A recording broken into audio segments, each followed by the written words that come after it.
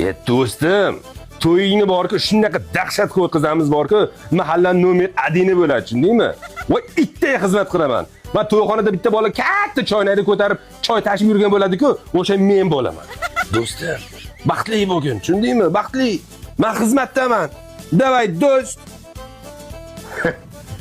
Do'stim ham tezroq uylanish kerak edi-da. Chunki uni ham baxtli yashashga haqqi yo'q. Nimadir dedingizmi dadasi? O'rtog'im Shodmon uylanadigan ekan. Ha, shunaqami? Baxtli bo'lsinlar. Baxtli bo'larmikan? Qo'sha qarisinlar. Qo'shilishi aniq, lekin qo'sha qararmikan? Serfarzand, serdavlat bo'lsin.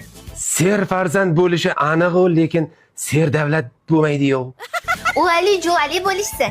Uvali juvalini bilmadim-ku, shu o'rtog'im jo'rmay bo'lib ketmasa bo'ldi-da. Nima unaqa deyapsiz? Tuppa-tuzuk bola-ku. Bola-ku tuppa-tuzuk. Lekin kimga uylanayotgani muhim. Voy, kimga ekan? Anavi 150 yil sevishgan qizi Nazira Folbinning qiziga uylanyapti. Kim u? Endi nima farqi bor? Muhimi tezroq uylansin. O'sha gap. Uni bir umr baxtli yashashga haqqi yo'q. Ha, mayli. Muhimi baxtli bo'lishsin. Ha, to'yga borarmiz. Nima? Nima dedingiz hozir? Ya onasini hamsin og'ir yedi bordi. Baxtli, saodatli bo'lsin deyapman-da. Aytdim choy tashiyman deb. Xizmatdaman, xotin.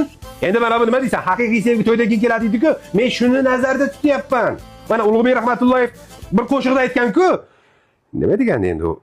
Ha, to'ygacha sevgi yaxshi bo'lar ekan, to'ydan keyin rasvo bo'l. Nima deb alchiryapsiz?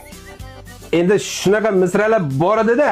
Endi men yaxshi ko'raman-da akani, Ulug'bek neydi, Rahmatullayevni.